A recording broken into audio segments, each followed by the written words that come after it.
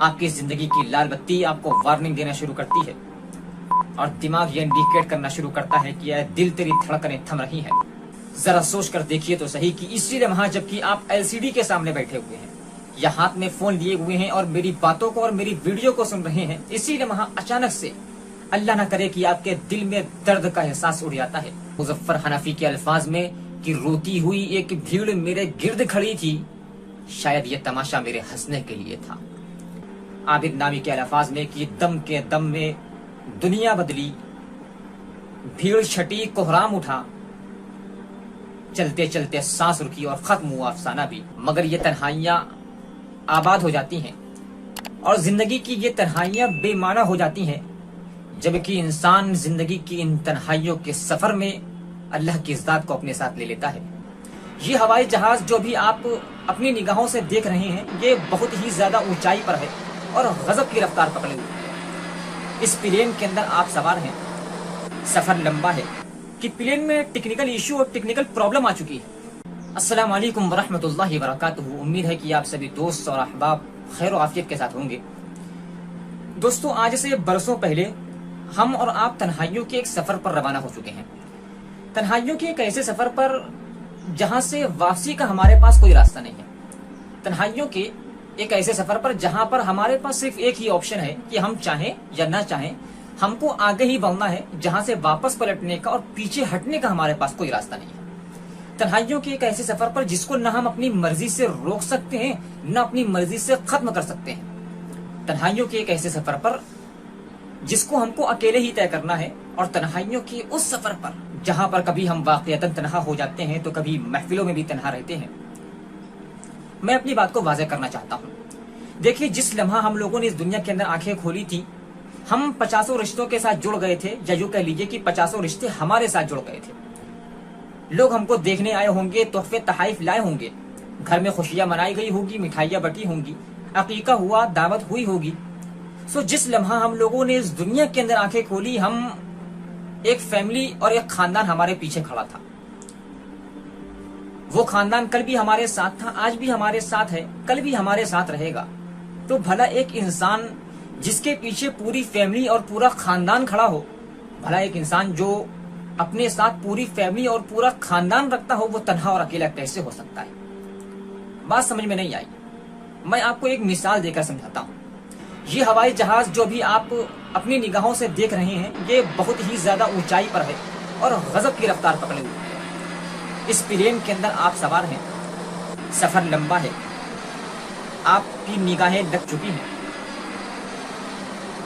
अचानक से पीछे से शोर उठता है और हंगामा बरपा होता है हवाई जहाज के अंदर कि प्लेन में टेक्निकल इशू और टेक्निकल प्रॉब्लम आ चुकी है। सामने कोहरा छा चुका है, राडार ने भी अपना काम करना बंद कर दिया है।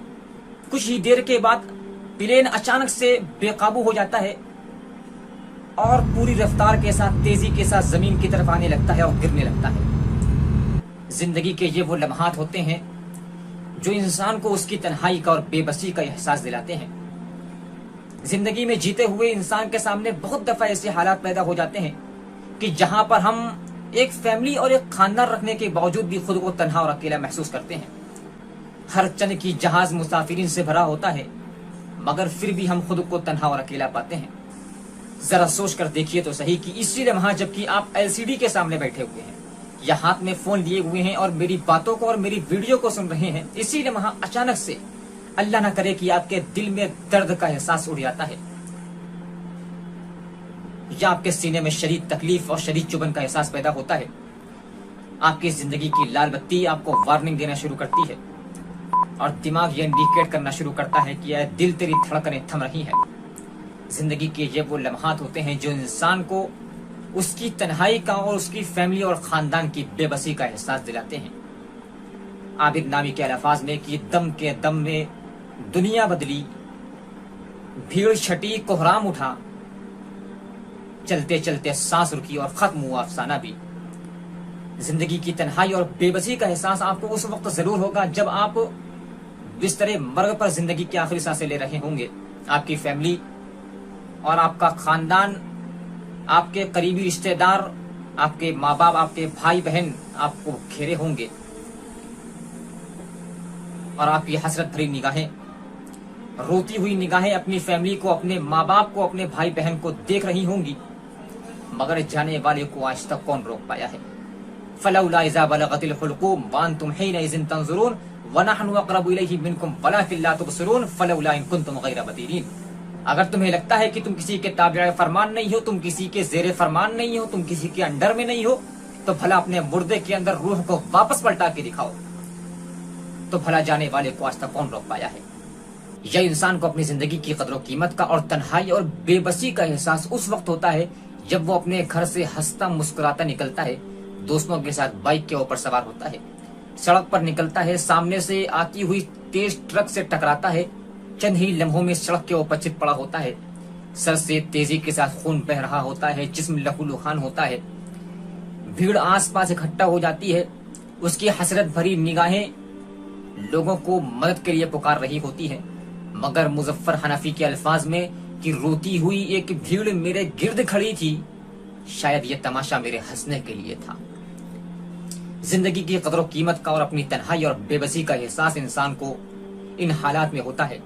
سو یاد رکھیے کہ ہم اس دنیا کے اندر اکیلے ہی آئے تھے، اس دنیا سے ہم کو اکیلے ہی جانا ہے، قبر کی تاریکیوں میں ہم کو اکیلے ہی اترنا ہے، قبر کے اندر فرشتوں کے سوالوں کا جواب ہم کو اکیلے ہی دینا ہے، کل قیامت کے روز اپنے قبر سے ہم کو اکیلے ہی نکلنا ہے، رب کے حضور اپنے اعمال کی جواب دہی اور اپنے اعمال کا حساب کتاب ہم کو اکیلے ہی دینا ہے، کامیاب ہوئے تو ثواب اور ناکام ہوئے تو عذاب ہم کو اکیلے ہی بھگتنا ہے۔